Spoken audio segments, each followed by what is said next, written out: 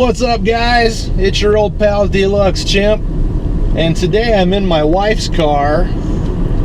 It's so fluffy because I'm heading to the service station up here on Green Mountain to get some ethanol-free fuel to top off my motorcycles.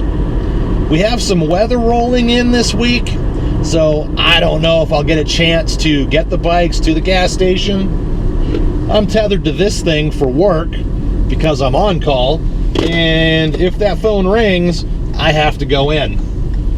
So I'm going to pull into this service station over here. Give me a sec. I will be right back.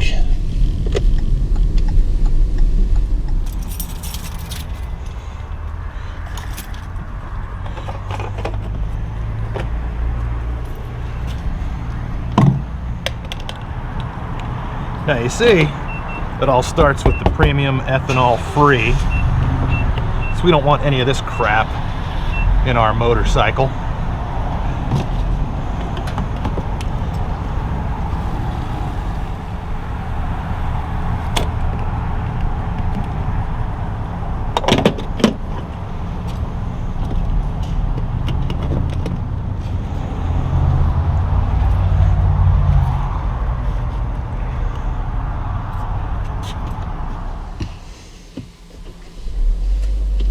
All right, job done. Gas got. Let's get back to my place and top up these fuel tanks. All right, red light challenge. Hey, wait a minute. This isn't Cash Cab, and I'm not Ben Bailey. Anyway, you may be thinking, well, Deluxe, why don't you just go and put some fuel stabilizer in your fuel? Well, for me, I'm not really storing my bike, and I'm using a non-ethanol blended fuel. So for me to put fuel stabilizer in, the results minimal. I don't really need it. Maybe if I was running, ethanol blend, and the bikes were going to sit for a while, maybe I'd put some in there. But again, I'm a big fan of the non-ethanol blends. The bikes just run better, and the non-ethanol blended fuels last longer. You get 6 months, you get 6 months of shelf life out of that non-ethanol blended fuel, whereas an ethanol blend, you're getting like 2 months, before it starts to break down, and it starts to cause condensation in your tank. So that water in your tank is what's causing you rust in the tank, and all the goo that comes with the fuel like breaking down, that's what causes you problems after your bike sits for a while. All right, guys, we're back at my place, and essentially what I'm doing, I'm topping off my fuel tanks to get rid of any air gap that I have in there. It's recommended you keep your fuel at 3/4 of a tank or higher while your bikes sit, because that airspace, that's where condensation builds. And of course, condensation is water, and water causes rust, and rust never sleeps.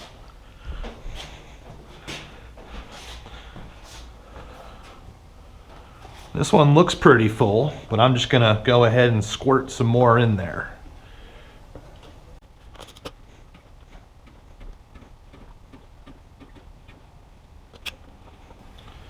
Well, she took a little. I could clearly see the fuel level right there.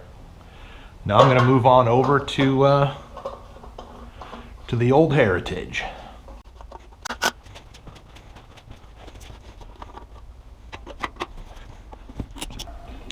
Now, one thing to remember, when you have fuel sitting for a while, just adding new fresh fuel to it doesn't rejuvenate anything.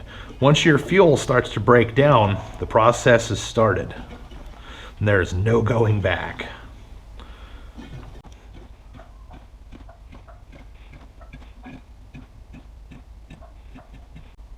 All right, right side tank is full. Now, this jumper goes to the left side. Let's look at that off because it's probably still quickly enough across. There's a little bit in there, so I add some on this side. There it goes.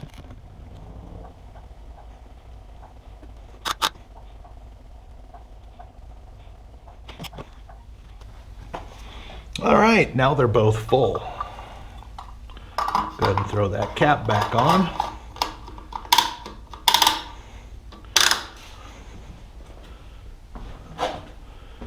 And pretty much the idea behind this, again, is to fill in as much of that air gap as possible so you don't get condensation, which will cause rust in your fuel tank, which you don't want.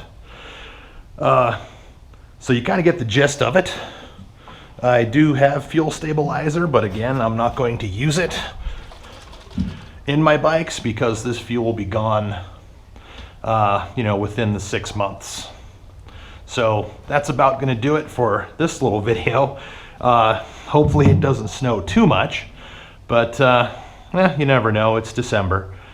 So anyway, guys, if you like what you see, go ahead and give me a thumbs up. And if you don't, go ahead and give it a thumbs down. You're not going to hurt my feelings.